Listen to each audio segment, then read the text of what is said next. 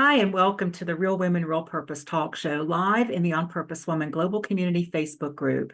I'm Ginny Robertson, the host of the Real Women, Real Purpose talk show, where I talk with real women who are living their lives on purpose and bringing their unique gifts to the planet. I'm also the founder and publisher of On Purpose Woman magazine and founder of the On Purpose Woman Global Community. And today I'm speaking with Darla, just changed her name, Dr. Carla Johnston, about her article in the January-February issue of On Purpose Woman magazine. Welcome, Carla. Thanks for being with me. Thanks. It's great to be here, Jenny. It's good to see you. So your article is called Surprisingly Easy Ways to Create Self-Care Habits at Home. And it's a great article, and you do really put practical information in there. But before we go into that, tell our viewers a little bit about you and like what makes you qualified to talk about this. Sure. So I have been interested in healthcare for decades. I started in healthcare in medical sales, products, and education, and then shifted my career completely over to holistic health, where I studied herbal medicine. I studied sociology with current illnesses and became a clinical nutritionist, received my doctorate in clinical nutrition, and most recently, I became a certified health coach. So when I view health, I view it from all of those perspectives, the traditional wisdom that we have, the seasonality and what we might take gifts from there, as well as what it would look like to take care of ourselves and when to know when we can do self-care and when it's really important to seek outside assistance and additional resources. And you specifically, for the most part, I think, speak to and about women of a certain age, correct? I do. So I've always, it seemed like I gravitated toward women as they aged. And that has been the preponderance of my practice. So I work with women and men. I work predominantly with women one-on-one. So I have women in my practice, who might be 40 years of age or 50 who want to make some shifts or maybe experiencing some challenges. My sweet spot, if you will, are women 60 and older and what that looks like, because I feel like the transitions at 60 can mirror some things that we've experienced when we're younger and have some unique qualities to them. And that's just where I found my passion. It seems it's carrying on my vision of this healthcare conversation for women 60, 70, and 80, and I call them dynamic decades. Mm-hmm. And we're going to talk a little bit more about your program, Dynamic Decades, before we leave here today. But as I was preparing for this, I read your article again, and what came to me is this is written for people who are in that age. Of course, we're all in the aging process, aren't we? But I think you referenced that a couple of times through there, that as we age kind of thing. But I was thinking about, a woman in her 40s or 30s, that if they're not doing anything, these steps would be an amazing way to start, wouldn't it? It would. And that's why I get a lot of phone calls now that the dynamic decades conversation is becoming bigger now that I'm experiencing some success and having people talk about it. And I'll get a question, well, I'm not 50 or I'm not 60, can it be helpful? And I say, anytime you check in with how you're feeling and how you're doing with your own body and figure out what can be beneficial for you based on that checking in and then moving forward, I think is super helpful. Whether you're 40, establishing new goals or creating goals that are going to bring you toward aging. The beautiful pieces of these self-care habits is that if you don't have them, with a little bit of practice, they can be incorporated. And if you do practice them, to continue and maybe expand them as much as you can in your life, because they all support overall health and well-being. Thank you. That's really well said. And before we get into what some of those practices are, tell our viewers what you mean by dynamic aging. So I look at dynamic aging as dynamic, as movement. And I say this often. For me, moving dynamically doesn't always mean like physically moving. It can be moving thoughts through or moving through a transition of discomfort or unknowing. We hit those trends as we get older as much as when we're younger. And I often joke that when we are older, we have this wonderful life experience of things that we've done, and we've done it this way and it's worked out, and then suddenly it may not. So the beauty of that life experience may actually get in the way when we're trying new things. We're not looking through the eyes of what is new. What does a beginning look like when I have all this life experience? What do you mean I'm a beginner, right? And so for me, it's this powerful way of viewing aging that you can actually, that I can say with a smile on my face rather than I'm aging. It's just this, the downtrodden shoulders of like, I know I'm fighting, I'm railing against it, rather than I'm aging and how wonderful is it? And all of the new experiences I'm going to have, they're not all behind me, they're still ahead of me. Mhm. I love the word dynamic with aging because it brings up this energy of like, but like you say, it doesn't have to be out there moving all the time. It's about anything. I guess I should have looked up the word dynamic exactly, like, but for me, it's like dynamic means in movement, in action, I think. And it could be, like you say, with your thoughts, with your emotions, with real, like, practical things that we're going to talk about today. With sleep is one of the ways that you say that we can dynamically age by our sleep habits, I guess, if you will. And you mentioned that in your article, in the very beginning of your article, that is always a lot of emphasis on nutrition, which is really Mhm, important. And you know a lot about nutrition, but you mhm. decided to write about 4 other things that can have a big impact on our well-being, but are often overlooked. And I'm going to mention those. We'll talk a little bit about each one of those. So sleep, hydration, physical activity, and social connection. So let's start with sleep. You suggest 3 ways to build a sleep-friendly environment. The first one is to have a regular sleep schedule. Why is that important? Well, I feel like the creating a habit again is how we can check in with ourselves. And so if I just keep putting it off, there's always, for many, there's always something else that can be done, or another television show that you might want to watch, or another song you might want to listen to, or another chapter in your book that you want to read. And so, as close to possible, and again, this is fluid. There isn't I need to be in bed by 8:30, although the older I get, the younger that bedtime seems to crop up. Um, to know it's almost allowing your body to then go into this motion of calming down, of getting ready to prepare for sleep, rather than this is the time now, boom, I need to go. And that's where sometimes I hear folks that are really challenged with sleep because there's no gradual shift into sleep. It's just this demarcation of like minute 1, minute 2, I need to be resting. So Mhm. one of the habits of creating a generalized bedtime hour, and then allowing for those rituals that help support that, can be really helpful for a lot of people that are challenged in that area. And I guess one of those rituals could be to turn off your electronics, right? Because, Yeah. yeah, say more about that. So there's a lot of information out there about the blue light, with both television and certainly our cell phones and computers. Um, and what I find fascinating is, and when I work, everyone's unique, and that's why I say it may be or it could be, because everyone is different. For example, for some people, reading is very soothing to read in bed and generally relax and go to sleep. For other people, reading is stimulating and it kind of gets their brain going, and that's not so helpful. What I have found is that when someone says, oh, getting that hot cup of tea and getting in the blankets, that's really soothing for me. Or when I take a warm bath, that's really soothing. Other people have different rituals, and that's where you can try different things. And the more options you have, frankly, the easier it is to change them out when one isn't working, especially if you're Mhm. going through a stressful time, because not sleeping is usually where that might show up. So you're saying, what I think you're saying is, don't try one thing and just make yourself stick to it if it's not working. Try some other things and see what works best for you, and then Yeah, do because that. sometimes, yeah, so if I'm overly stressed, sometimes that warm cup of tea really might not do it. So journaling some, I've had great success working with people where I call it no edit journaling, where you literally just free write. No grammar, it doesn't even have to be on the lines. It can be one thought to the other, and then close the book, just ritually close the book.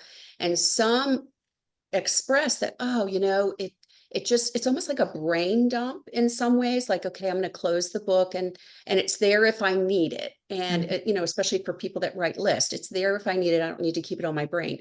For other people, again, that engages the brain and maybe not so helpful. So a warm Epsom salt bath might be the thing to do to kind of help your body to relax so we can kind of go into sleep. So yeah, trying different things is really beneficial for most. And then pay attention to your body and what it needs and what works for Yeah. you. Yeah. And it's usually not a one and done. I'll say that. Mhm. With sleep, sleep is a process and it can be habit. So it's not like, well, I tried the bath and it didn't work, or I tried the tea and it didn't work. There is some trial and error with it, and there is some focus, and the focus could just be on breath work. When we talk about dynamic can also be the practice of paying attention to what's going on. So if I need to go to sleep now, I only have 7 hours to sleep. Okay, just let it go to the best you can, and then we try those different things. So it's not a one and done, it's just a continuous practice, I'll say. So give it a shot. Yeah. Give it a shot. Another suggestion you have is that cooler temperatures and darker rooms. And this cooler temperature might make some people feel like, oh, but where I live, it's winter, it's really cold, and I want to snuggle under the blanket and be really toasty. So I don't think you're saying not be warm. What are you saying? I'm saying that sometimes being very warm can interrupt sleep for many people. And so in these colder temperatures, it's not uncommon to hear people, oh, I sleep so much better in the winter. It gets dark earlier. So again, this natural transition of getting tired and going to bed, and then in cooler temperatures to get some rest can help, because once you go to sleep, your body's not having to navigate these temperatures. And when you're warm, that can interrupt sleep patterns. So it doesn't have to be, as I tease my a friend, you don't need to see your breath when you're going to sleep. She keeps her room super cold. It just needs to be cool enough that you feel comfortable, and most people prefer a blanket or a sheet, and that could be really helpful and soothing. Yeah, so you could be toasty under your blanket, but not be like having this, because I'm the same way, too much heat. Like I just find it so uncomfortable. And so, but the only thing about, keep your slippers handy so you don't have to walk on your cold floor to get to the bathroom, right? Yes, exactly. And the last thing I'll say about the coolness is there were these weighted blankets. And I thought, I wonder. And I've had no fewer than 3 people that I've worked with that have tried the weighted blankets and have found them to be really soothing, especially on those really stressful nights where they Mhm. really needed to get some rest. So again, you try different things. And in those cases, because it is, heavier, having a cooler room made it much easier to tolerate that. And those are the things that actually help animals calm down, right? The weighted, the blankets you can get for especially dogs who get upset during fireworks going off in your neighborhood or thunderstorms and things like that. So it's the same Yeah. premise, I guess, isn't it? It's Yeah, just really. let's remind us of the womb or something, maybe that.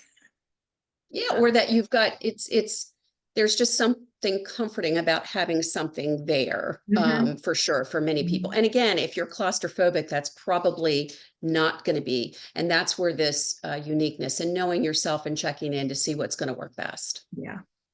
What about hydration? That's really important too. How can we add more water into our bodies without Yeah. without always being like attached to the water bottle, right? Right.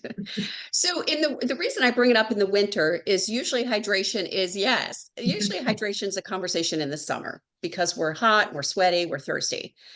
Um, for hydration in the winter, it isn't often thought about, and it's incredibly important. All of our cells, our body is full of water, and we need to keep that the balance of fluids in our bodies super critically important. And water's wonderful. And what I say to people is if you're watered out, or, a lot of people report they're drinking more water than they actually are. And so what can you do? And what you can do is The easiest things that I have found to incorporate are eating high water content fruits and vegetables, because that is a way of getting vitamins, nutrients, nutrition, and hydration. Broth-based soups, especially in the winter, are excellent ways of using leftovers, so it's economical, great ways of hydration, vegetables with minerals, spices and herbs, great way to use those. And the more things are flavored, typically the more we'll consume of those. So broth-based soups are also a great way to do that. And herbal teas with citrus, water with citrus or cucumber, just these high water content items in the water that make it palatable that you'd want to drink more, also are really beneficial. Mhm. Thank you for that. I had a question. Let's see, where did it go? Oh, do we tend to lose more moisture in our bodies when the heat's on in the house, like at night when we're sleeping and all? Do we lose more moisture anyway? So we need, that's Yeah, why many it's way do. more important that we drink as much in the winter as we do in the summer, at least. Yeah, it is drier for sure. And I would say in the summer, you know, you're losing it through perspiration. However, True, in the true. winter, it's really warm. What I find though is in the winter, most people aren't as concerned about the water bottle as they are in the summer, or not as concerned about, you know, am I dehydrated? And that's what people go, am I dehydrated, not am I hydrated? And Mhm. so we know that hydration is essential for our joints. We know it's essential for things moving through our body, for the cells being functional, for regulating temperature in our bodies. It also can show up as a hunger signal. So sometimes people will get that signal and go for something to eat, when in actuality, it may be that they're thirsty. So that's also a great check-in, like, am I hungry? Or when is the last time I've had something to eat or drink that was satisfying and satiating from a hydration standpoint? Oh, such a great point. And also, gee, I keep coming up with these things. You trigger a question and then it's like, oh, what was the question? Let's see. We're talking about hydration and we're talking about different things that we can do. And I don't know what the next question was. I'm going to move on to the next thing. If I think of it, if it's Okay, really important, I will tell you. Oh, I did want to sure. say this. This isn't what I was going to say, but I really do love water. I love drinking water. I love it. I'll drink it, it doesn't matter what time. And I think I use this big thing and it stays, I like cold water. It stays cold all day. And if I do two of those, I feel like I'm doing really well in a day. I could do a Mhm. little bit more probably, but I love it. I remember my father not so much. And when he was recovering in a nursing home, it was all they could do to get him to drink water because I don't like it. I don't like how it tastes. My mother got into the habit of drinking it, but I've run across so many elderly people. My dad was in his 90s at that time who don't like water. And when I was thinking about that this morning, I was wondering if it's more of a conditioning thing around the depression era, and water was all they had to drink sometimes. And, then we got all these great tasting things that took the place of water. Do you know anything about, I mean, what is your experience of like really elderly people? I think my generation of people are going to be drinking water when we're old, really, when we're really old, right? But I wonder I if there's think any that's a connection fascinating there. topic, and I think I'm going to look into that more. Make a note of that, because I think that's really interesting. What I will say is that first of all, water is boring for many people. I know that you like it. For many people, it's boring. It doesn't have any taste. Some people drink it warm, some people drink it cold. What I do find for those people, and some people have difficulty swallowing, and water can be challenging Mm, if you have some okay. difficulty swallowing. So what we can do is sometimes straws can be really helpful, so that it's not just this big gulp of water, and a straw can be really helpful. The other is adding citrus to have that little bit of shift, and as you mentioned, the taste of it can be really helpful. I've heard that, like, I don't like water a lot across the spectrum of ages. And these vitamin waters became really popular because of that. And it's a great way to uh, have a high profit when you're adding fruit to water. So I would go back to what best serves you, what is the easiest thing that you can do, because self-care for me, the best self-care tips are the ones that you can embrace and do. They're not ones where you're like, I know I need to do that. I mean, if you're doing that, I always say, if you're rolling your eyes when you're saying your goals, chances are they're not going to be goals that are going to be achieved relatively quickly. Just more of that, that what I call grim persistence, right? So I must do that. Let's white knuckle it through this. Yeah, not much joy in that. No. And really, the obstacles become welcomed if I'm not already Mhm. engaged in it. Yeah. And, there are goals where you're not jumping up and down for joy and throwing fireworks. And like with hydration, I've done the water thing that didn't work. Let me try some of the soup. Let me see if I can add soup, or let me see if I could do an herbal tea and make it cool. Right. I could add ice and fruit to herbal tea and maybe do that. So it's about whatever you're moving forward with in any of these self-care, in any way that we support our health, especially as we get older. To kind of go back to what we talked about when we started, we have this life experience like, oh, I did that, that didn't work. Mhm. Oh, I did that, that didn't work. And to be open now and go, I wonder if we could shift that a little bit, maybe try it differently, or try it again and see if that's something you might want to do. So the beauty and the challenge of getting older is this life experience we carry with us. And to be able to do those things, it also brings in another great skill, I think, which is curiosity. Be curious about what might be out there for you. Because I also think we need to remember that we're in charge of this, that we don't have to do anything we really don't want to do, and there are so many options. You're talking about so many different options today. So don't make it a chore. Don't make it a Yeah. have to, make it a want to. Yeah. Yeah, yeah, and slowly ease into it. Hmm. If hydration or if sleep is something, you could say, well, probably not try it before the night before you have to do something. The next morning we have to be bright-eyed, bushy-tailed. Go, you know what? I think I'm going to try to turn off all my electronics 2 hours before I go to bed. Let me just see what that looks like over 3 nights. Can I do that this week and kind of see where that fits in? If sleep is a challenge. Um, Same thing with hydration. I do drink some water. Maybe I'll try the cool herbal tea or a broth-based soup a couple of times and see if I feel better. What I will say, and speaking from my own, because I'm a masterpiece in progress, no spoiler alert, I'm still learning, is that the more you do that does feel better, you go, I never realized how bad I felt now that I'm feeling better. And what a great motivator to move forward. So when we try those things and go, I slept great and I feel great the next day.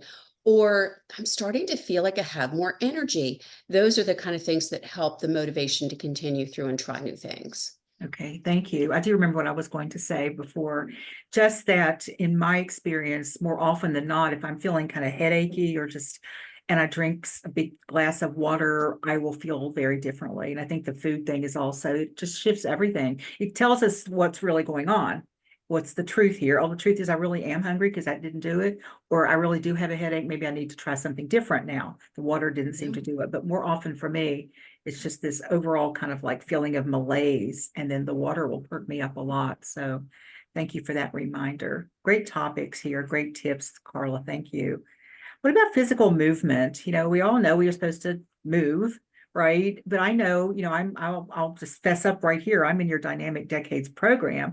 And I think it was week before last, you talked about fun ways to get more physical movement in. And so talk about what some of those fun ways are. We don't have to talk about how far we need to walk every day or, how many sit-ups we need to do. It's like, what are some fun ways to just add physical movement into our day?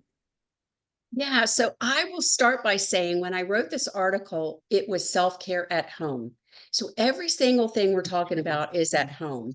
And one of them is physical movement. So when all of us were, tied to our desk, and I call them Zoomathons, and doing Zoomathons and reading, or people that are studying or not being able to get out at home, how do you get physical if you don't have a treadmill or you don't have a stationary bike?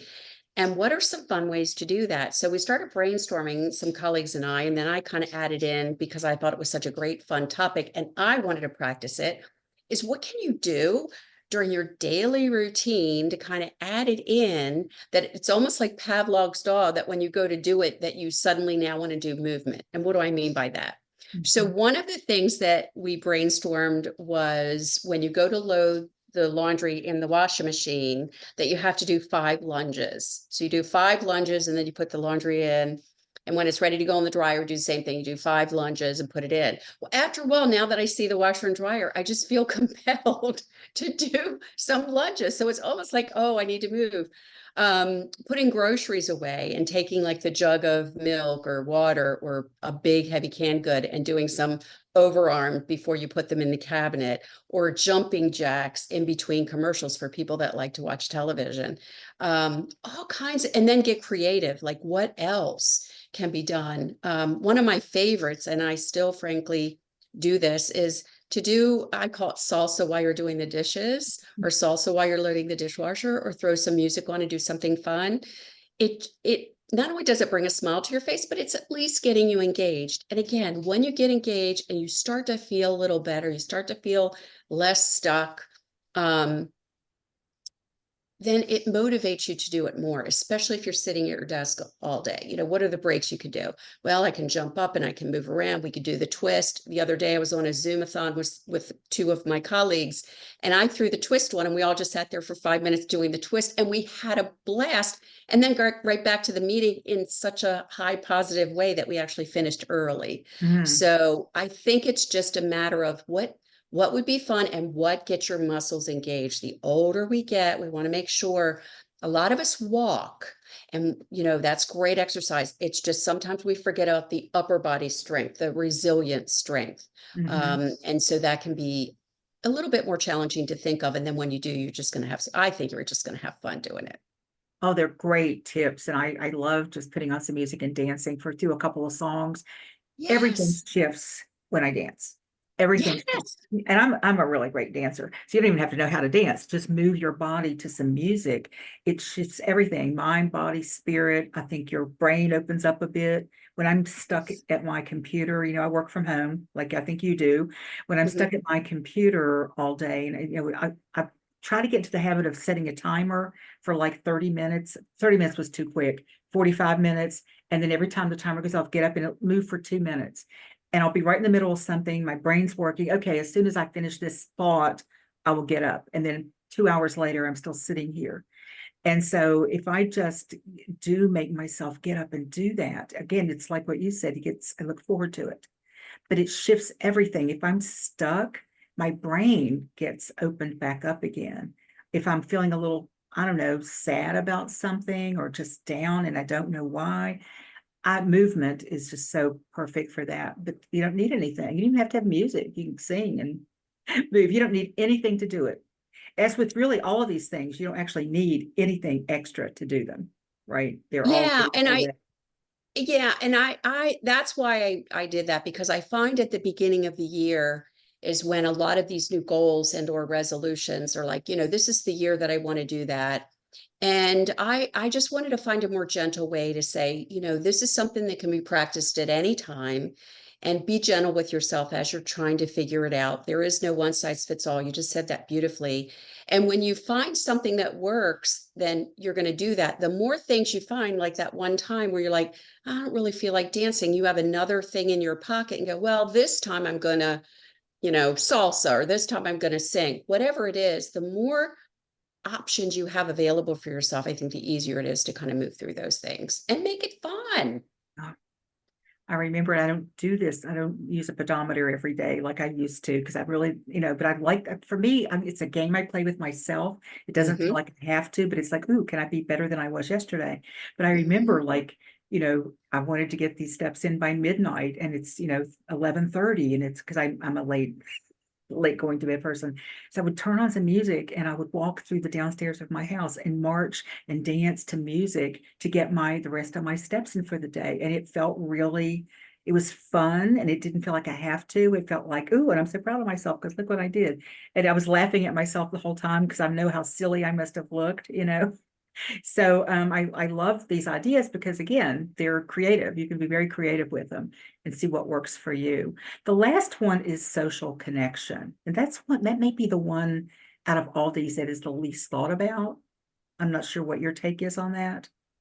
Yeah. So in my practice, and as I've been studying, and as frankly I get older, I took all of that experience, and there is research coming out that feeling connected to a social group, usually spiritual friends, even family, to be part of a community of some group, allows us to feel like we matter in the world, like we have a place in the world. Additionally, there's some biology behind that. Blood pressure can go down. Chronic illness symptom severity can go down if you have an illness. And I've been really looking at that. Our friend communities can change as we get older. We work for a big part of our life. When we shift from work into maybe retirement, that shifts a whole community of people. And I've had many conversations of people that have gone from a wonderful job that they loved to retirement that they love. And yet there's this disconnection because there's this new group that they're now maybe creating because they're no longer part of the working group. And so that was really fascinating to me. And as we get older, it can be really important for quality of life to feel connected. And so that was one of my visions of, what does it look like as you get older and feel connected? And as families change, as we get older, taking care of someone means that my time with social connections may be reduced because I'm taking care of someone. Or as I said, any of the getting a diagnosis. I can no longer go dancing and going out with my friends. I now am going to be doing something else. And so for me, that's been an area of real concentration, and one that I continue to learn more about and experience myself. I've read a couple of articles where people have experienced moves when they get older, and how easy it is or difficult it is to make new friends when you get older, because you're in an area of people where they have decade friendships, and how easy it is to introduce yourself and meet people and do those kinds of things. So that's been a personal area of interest for mine. And also, as I work with the older population, this aging population, the one thread of the dynamic agers are that there is a connection. And I'm not saying loads of friends and thousands of Facebook friends. I'm talking about these genuine connections of, like, I do pinochle on Tuesday, and I do my, walking class on Saturday, and I have dear friends here, and just some way to be connected to a larger group and feel like you're part of it can be hugely important for our health, both mental and physical health. I remember reading something a while back. It may have been in like the AARP magazine, I'm not sure, but they were talking about people who age well. What were some characteristics of people who age well? And they talked about, this idea of knowing that we matter to other people, that was huge. Just whether, and I mean, you can be in relationships, families, and where you don't feel you matter. So it's not always about family. It's about, the wider group of people as you go out. But I thought that was fascinating, that it wasn't as much maybe about just the connection. It was about how we feel in the connection, right? Yeah. And we have somebody we can depend on if we need somebody to help us with something, that takes a lot of weight off of, especially they were talking people, I think, older than me. I think they talked with people like in their upper 70s, 80s, and that this took a whole lot of pressure off of them. Oh, I do have somebody I can call if I can't take myself to the doctor and I need a ride. That just opens up a whole new possibility for them, and they're not feeling alone. So yeah. And then if it's bi-directional, if I know I can count on you, then one day I may say, hey, let me do something for you. Again, this reciprocal relationship, then I matter and I'm doing something. All of us want to do wonderful things in the world. I believe that. And so if I can do something nice for you, knowing that you're going to do something nice for me, that's the connection. So for me, it's not about the numbers. It's just this piece of connection that also will get me moving too, because, we're going to connect or do something. So again, it's just this piece of what I call life that sometimes as we get older, and other times when we do get older, depending on the circumstances, if there's mobility issues, the list of friends can be reduced. As I said, other challenging things in life, it can be reduced. And then we can start to feel isolated.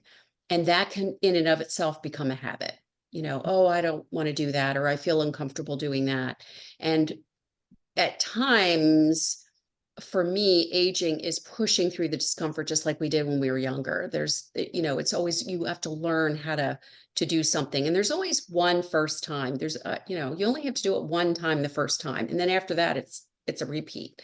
So that can be difficult to talk yourself into that when you're kind of in this comfortable little place. Like, I'm in my place. I don't want to go out. I don't need to do a whole lot. That it is super important for health to be connected in some way. Okay. You brought to mind something I read many years ago. It's not fully related to what you're talking about, but it is in big ways related.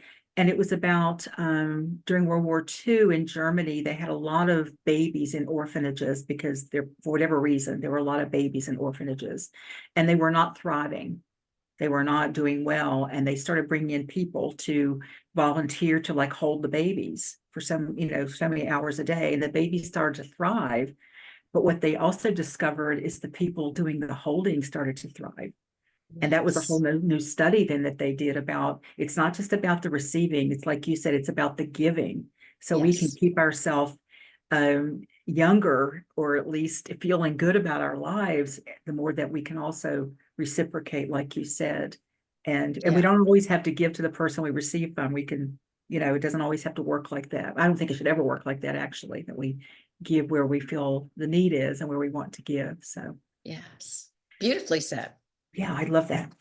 Okay, so Carla, tell everybody how they can find out more about you.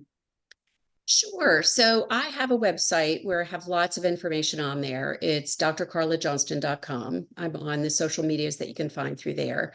And I wanted the website to be representative of what I do, what I believe. So if someone is ill or challenged and not sure what to do, there might be some information on there. I give a 15-minute complimentary consultation for folks that are like, I'm not sure if this is the right spot. For me, it's more important people get to work with those that are going to serve them and that they can resonate with. So I often refer out depending on the circumstances of what someone's goals are. If the goals match what I do and I'm a good fit for them, then we can talk about it. Otherwise, we can brainstorm on what best to do.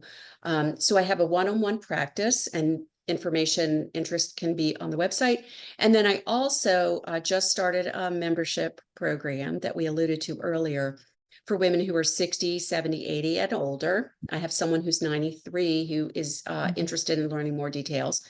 And that is really, my vision about that was, where else can we as women of these ages connect with other women talking about these issues in a way that can be supportive, accountability, and a place where you could feel heard without feeling like you already have to have the answer. And I find it to be really cathartic to have this powerful, diverse group of women having these conversations so that we can learn. And I'm learned and inspired, and it's a privilege to listen to how everybody adapts and shifts, especially those that are going through a difficult time, what they're doing, and then other folks that are experiencing these blessings in life. Where else can you sit and have these amazing conversations about how well things are going? And so that's why I started it. So we meet once a week virtually, so that allows everyone from the country to join us. And then the goal is that people can stay connected as much as they want throughout the week, or the resources, handouts, and things that we do through the week, they can have access to that as well. Thank you. And I mentioned earlier that I am a member of your Dynamic Decades program. I love it. You are a wealth. Let me just say this. You are not only a wealth of information. Can you hear that? Okay. Can you hear not me talking, but that noise behind me? Oh, maybe No. not. Good. Okay. I feel like everything's shaking in here, but I lost my train of thought for a second. That you are an amazing, you have an amazing wealth of knowledge. You've done so much work to get to this place, to know all these things. You also have a beautiful way of delivering it. You're very graceful, you're very kind, you're very loving. And I just really enjoy it. And you do some things I haven't thought about, just new things that I haven't thought about. So thank you for that. And be sure you check this out. Carla's links are also in the text of this video. So check that out and see if it might be for you. And Carla, what is one last thing you want to leave us with that involves your article? I I've been talking about this over the past couple of weeks, and I think it applies here beautifully. The ABCs, always be curious. You mentioned curious Mhm. earlier. I love the phrase dwell in possibility. I have it everywhere and throughout, what I do and all my books, and it's on my wall, dwell in possibility. And I thought, always be curious. And so whether it's this or a program, or as you mentioned, dancing or community connection or whatever it is, to just stay in curiosity of what's possible and then just kind of go from there of what feels right for you. Thank you for that. And Carla's article is in On Purpose Woman magazine. You can read it. I've got the link in the text of this video, and you had one in the issue before this one too, didn't you? I did. Yes. And you can go to our archives and see that article as well. So Carla, thank you so much for sharing your words of wisdom and your knowledge, your expertise with all of us. And you're going to have something special in this next issue of the magazine too. So look for that, everyone. The March-April issue will be out on March 1st. And I want to thank you for watching the Real Women, Real Purpose talk show. For more information on the On Purpose Global community and the magazine, please click on the links in this video and be sure to check out Carla's website for all that she offers. For more interviews with amazing women living their lives on purpose, check out our YouTube channel. That link is also in the text of this video. Thanks, everyone. Bye now. Thank you.